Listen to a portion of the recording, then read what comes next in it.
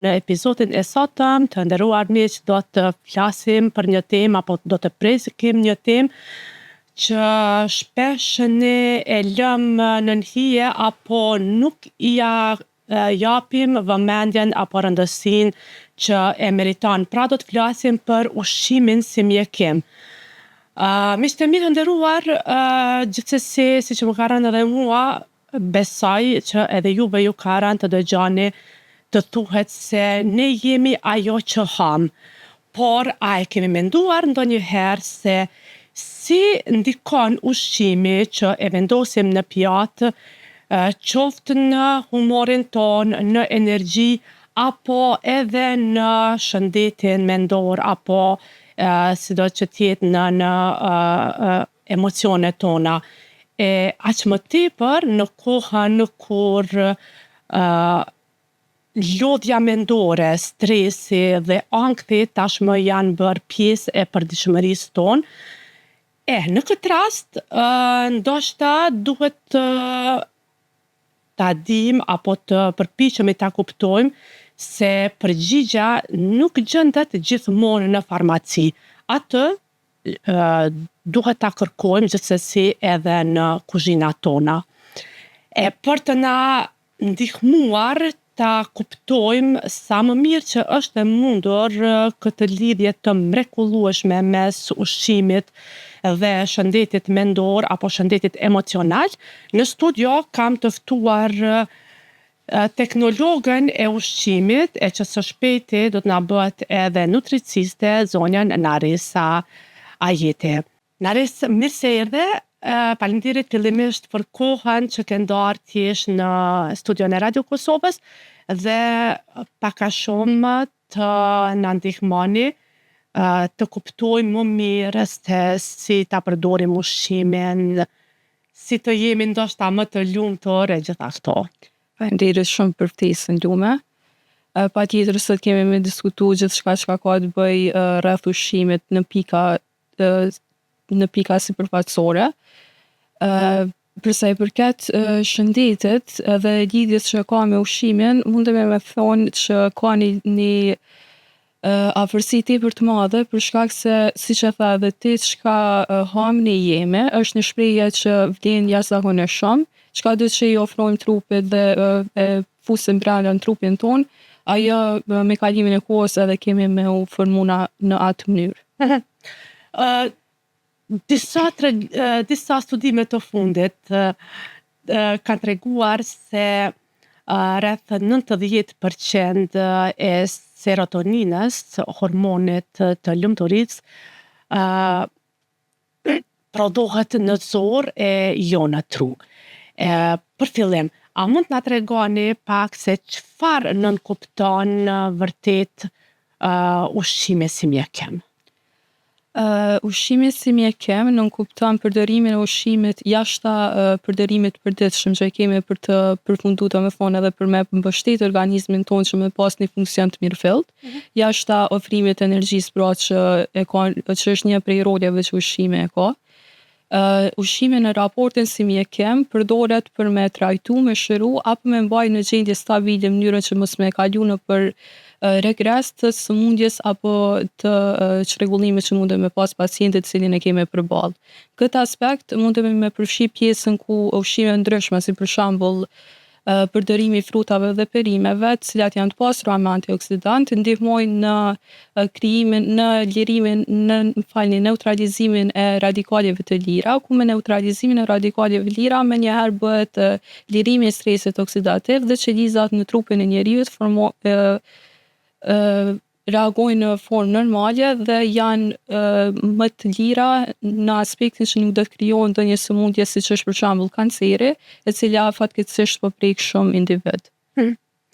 Në realitet, sa është e rëndësishme mirëqenia jonë kur flasim për ushqimin, pra që e konsumojmë natyrisht në përditshmëri? Si ndikon kjo ndoshta në stresin, në ankthin, ashtu siç e përmenda edhe krejt në hyrje të emisionit?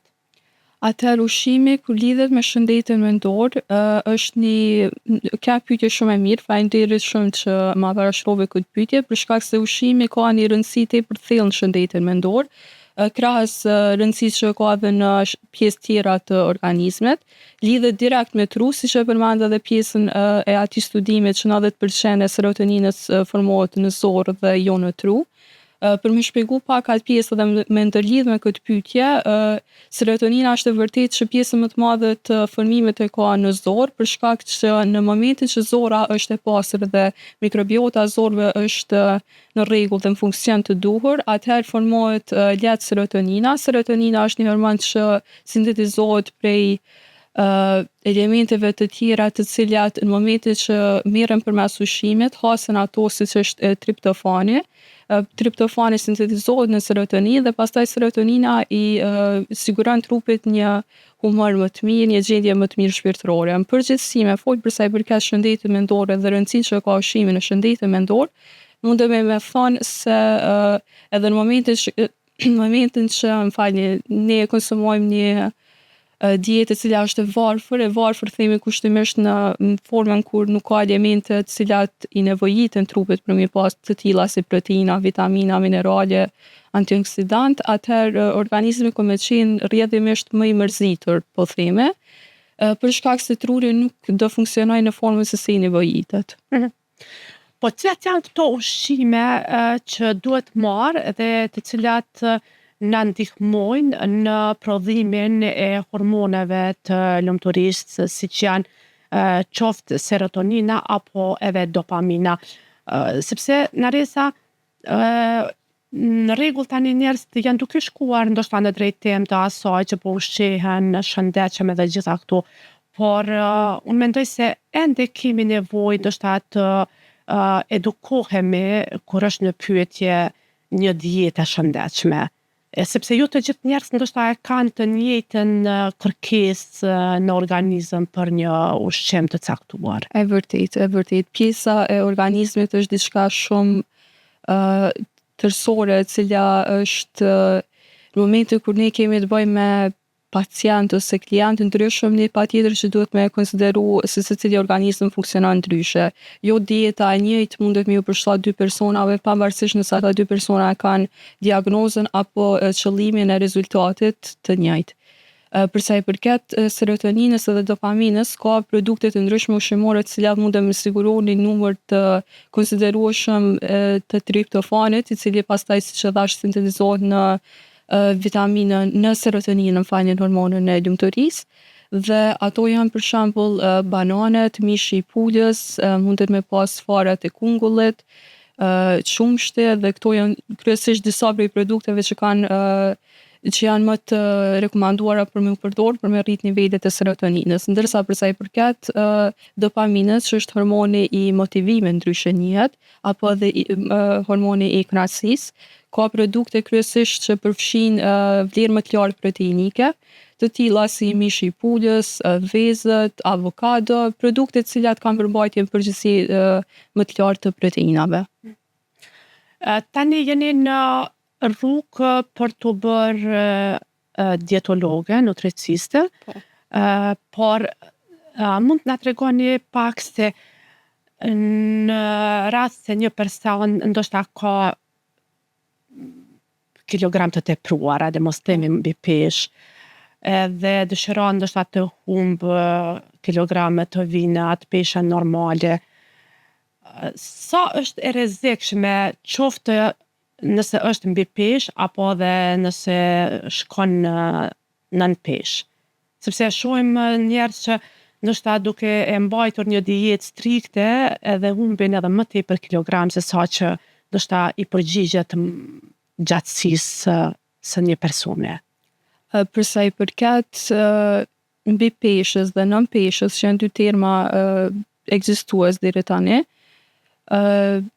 janë dy pjesë mjaft të ndihshme i kisha konsideru, për shkak se në momente kur një person është mbi peshë, patjetër që rrjedhimisht kanë me ardhur shqetësime të ndryshme shëndetësore. E njëjta vlen edhe për pjesën e personit kur ai ka lënë nën peshë, për shkak se Diçka e përbashkët e tyre është që problemet me zemër mund me u shfaq në të dy kategoritë e individëve. Në pjesën e personave me mbi peshë, pjesa e problemeve me zemrën mundet me ardhur si rrjedhoi e konsumimit të produkteve të cilat kanë karbohidrate të larta dhe ynyra, ndërsa tek pjesa e personave që kanë në peshë mund të jetë konsumimi i ulët i niveleve të karbohidrateve dhe të vlerave të tjera dhe të pjesëve tjera nutritive që i nevojiten për me suportu shëndetin e zemrës. E përmenda shëndetin e zemrës, mirë po patjetër që mundet me prek edhe pjesë tjera të organizmit, mundet me pas tek personat që kanë nën peshë, mundet me u kriju edhe gjendje të ndryshme psikologjike, siç është dismorfia e trupit, ku ai person nuk e sheh veten në formën se si realisht është, mirë po e sheh për ndonjë arsye ose ndonjë tjetër si trup më të madh se sa që veç ka dhe kalon edhe në gjendje të tjera siç është anoreksia. Në të kundërtën tek personat të cilët kanë peshë më të madhe, që konsiderohen mbi peshë, mundën me pa ata që kanë trup më të vogël, mirë po mundën me qenë edhe njëjta edhe për ta, ku shohin një trup më të madh. Krejt varet mënyra që se si manifestohet tek psikologjia e individit, dieta që po merr. Çfarë këshille do t'i japnit Narisa qoftë atyre njerëzve që janë duke u përballur me një lodhje mendore, me ankth, ose edhe pikërisht këtyre rasteve që i përmende, qoftë me anoreksi apo ata njerëz që kanë pak më tepër kilogram se sa që duhet? Një këshill që e kisha ofru për këta persona, për këtë grup të individëve, këto dy grupe ndryshme në fakt, është patjetër që duhet me ra në raporte të mira me veten. Kjo patjetër që nënkupton duhet me kriju një dashamirësi ndaj vetes, një mirëkuptim për veten, me kuptu që ajo çka po ndodh është e dëmshme për organizmin ton, dhe në momentin që ne vazhdojmë me të njëjtën rrugë, atëherë ajo mundet me shkaktu dëme më të mëdha shëndetësore, diçka që nuk supozohet me ja ofru organizmit ton. Pra për personat që janë nën peshë, duhen me konsumu ushqim, patjetër që ajo është shumë diçka sfiduese për ta, njëjtë siç është për personat me mbi peshë, mirë po ajo është diçka që mundet me ja dalë përmes konsultave me nutricionist apo dietolog, është diçka që patjetër mundet me u diskutu edhe me te kalu.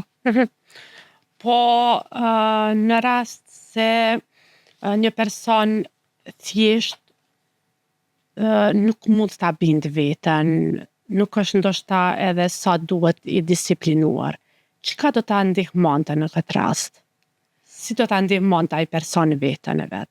Gjithmonë e preferoj bisedën me këta persona për me pas se çka është diçka që realisht i motivon ata persona, me mujt me gjetë diçka që sadopak që ndihmon me kriju një plan, për shkak se në momentin kur te krijon një plan ushqimor për dikë, duhesh me përfshi edhe pjesën e aktiviteteve tyre fizike dhe diçka që ata pëlqejnë, preferencat e tyre personale, pra është gjithmonë me ra në kontakte sa më të thella me ta, patjetër deri në kufirin ku ata edhe lejojnë me njoftë ata persona, për me mujt me ardhur deri tek një përfundim që ka me qenë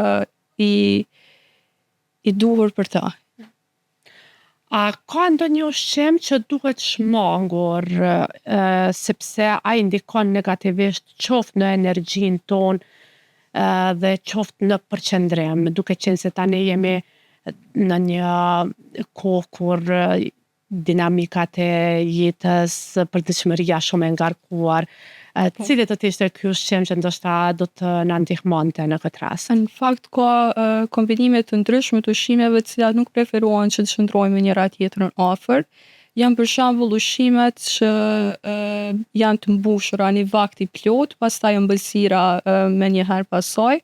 Kjo vjen nuk supozohet dhe vjen si rrjedhojë e mbushjes së organizmit dhe te ngarkimit të organizmit duke vështirësuar procesin e tretjes dhe pastaj krijohet lodhje tek organizmi, diçka që nuk është e nevojshme me ja ofru organizmit ton. Tjetër është edhe diçka që ndoshta shpeshherë bëhet me qëllimin e mirë, pra konsumimi i proteinave, mirë po nëse proteinat e njëjta kombinohen me një vakt ushqimor, edhe ato mundën me kriju një lloj ngarkese tek organizmi, dhe në këtë formë shkaku që proteinat kërkojnë enzima ndryshme për me u tret, sistemi i tretjes ka me qenë tepër i ngarkum dhe ka mu shkaktu probleme në frymarrje, pra frymarrja pak më e rënduar, mundet me pas edhe forma të tjera që manifestohen tek organizmi, si lodhje, ngarkesë, këto. Në shpjegim, ju lutem, përmendet ndoshta proteinat e dy fishta. Po. E keni fjalën që marrin proteinat këto, domethënë këta persona që ushtrojnë për fitness, që marrin proteinat e gatshme, apo nënkupton për proteinat e njëjta në ushqim, si e shpjegoni? Një shembull mund me qenë çfarë lloj proteine, edhe për personat që marrin suplemente të proteinave, mirë po një shembull pak ma thjesht mund të me pas mishin dhe vezët. Mishi dhe vezët nuk supozohet përderisa janë dy proteinat cilat nëse konsumohen bashkë, krijojnë pak ngarkesë tek organizmi për sa i përket tretjes. E kuptoj. Domethënë në këtë drejtim e keni pas fjalën. Po. E përmendë pak më herët ngarkimin e organizmit. Nga ana tjetër dëgjojmë për disa agjërime ndoshta qoftë ai raporti me orë si është ndoshta 6 orë nuk konsumon në fakt ushqim, Po. dhe 18 orë jo, ka që hanë më shpesh edhe më pak. Është edhe një agjërim tjetër që 24 orë nuk konsumon ushqim, vetëm merr pije, por edhe ato pije pa sheqer. Si do t'i shpjegonit këto lloj agjërime, sa janë të dobishme apo të dëmshme për shëndetin, edhe këto të dytën që nuk janë, por nga ana juaj si profesioniste, si do t'na rekomandonit këto agjërime? Secila dietë e ka formën e vet në mënyrën se si rrjedh. Për sa i përket agjërimeve, varet koha sa gjatë jemi duke mbajtur atë formë të ushqyerjes. Për shembull, forma më gjatë e agjërimit e kemi diku rreth 1 muaj, ku është forma që nuk konsumon fare ushqim apo pije deri me një orar të caktuar, mandej e ke një orar të caktuar, një raport diku 8 orë siç e përmendet dhe 18 orë që shkon pa konsumim të ushqimeve. Mirë po, për sa i përket agjërimeve në përgjithësi, agjërimet që përfshijnë konsumimin e lëngjeve pa sheqer dhe ndoshta për ditë të tëra duke konsumuar vetëm lëngje, për sa i përket mendimit tim, nuk besoj se mundem me qëndru shumë mirë në raport me organizmin nëse realizohen për një kohë gjatë.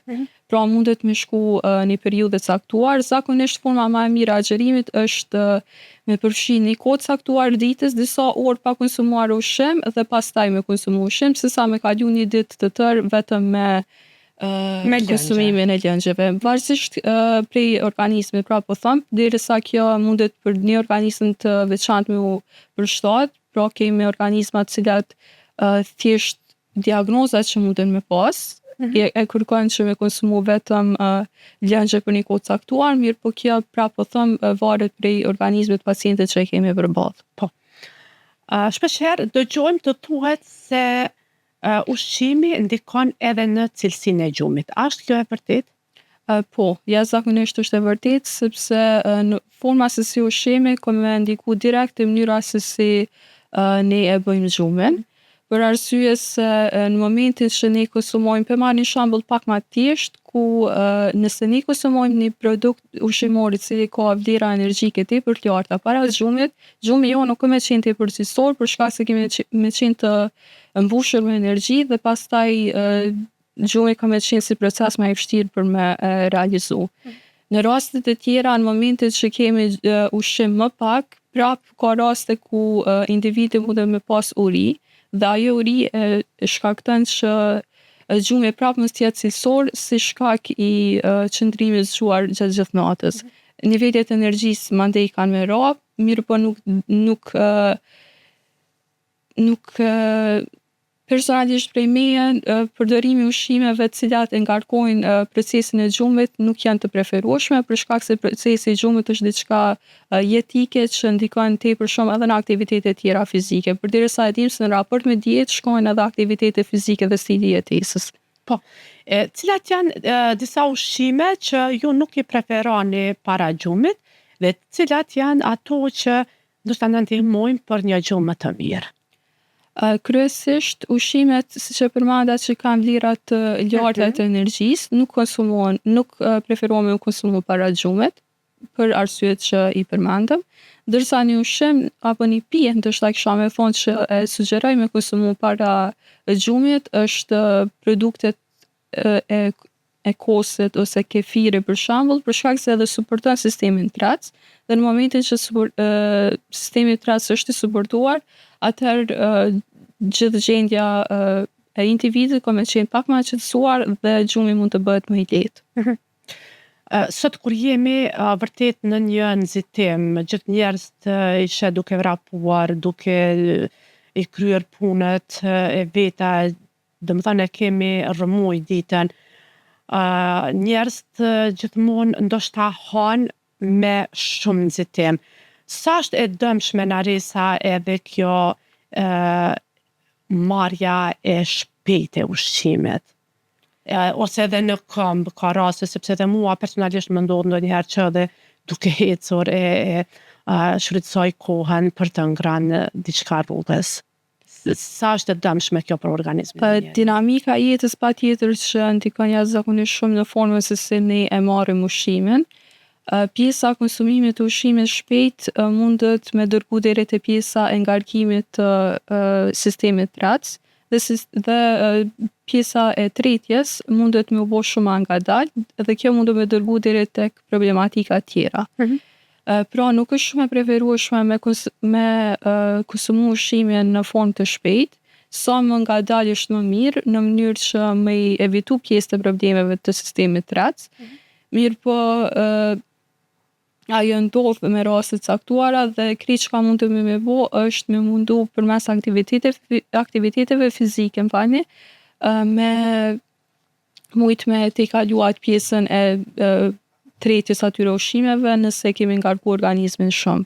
Mirë po prapë po kthehen atë pjesa që është shumë mirë me i kushtu rëndësi vetes, me ujë, me konsumu ushqim në formë sa na nevojitet, për shkak se kur jemi që përmendë edhe ushqimin në këmbë, nganjëherë konsumojmë edhe ushqim pa nevojë, vetëm e mbushim organizmin dhe kjo dërgon direkt tek problematika që nuk kemi nevojë me ja kushtu organizmit.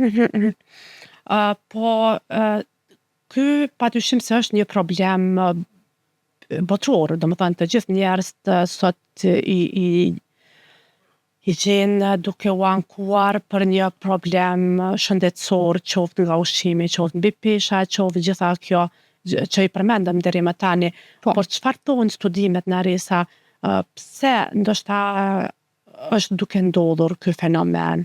Është ndoshta ndonjë transformim apo vërtet po e bën kjo jeta e shpejtë që po e bëjmë? Në mënyrën se si ushqimi janë një mëri faktorë që ndikojnë tek ajo, janë faktorë financiar, ndoshta nganjëherë është më e përballueshme me ble ushqime të cilat janë më të përballueshme, me çmime pra më të ulta, nuk kupton, dhe ato ndoshta nganjëherë nuk sigurojnë vlera 100% ushqyese që na nevojitin trupit. Mandej është pjesa e dinamikës ku thjesht nuk kemi kohë për me ujë edhe me konsumu ushqime që na nevojitet. Ka faktorë ndryshëm, mirë po ndoshta edhe diçka tjetër që kisha mujt me shtu është edhe pjesa e keq informimit apo mungesës së edukimit. Pse keq informimi është sepse ndoshta shpeshherë dikush e merr një dietë që ka pas një person dhe mendon se me atë dietë mundet edhe vetë me u ushqy, diçka që nuk është ndoshta çdo herë e saktë për shkak se secili organizëm qëndron ndryshe krahas me tjetrën.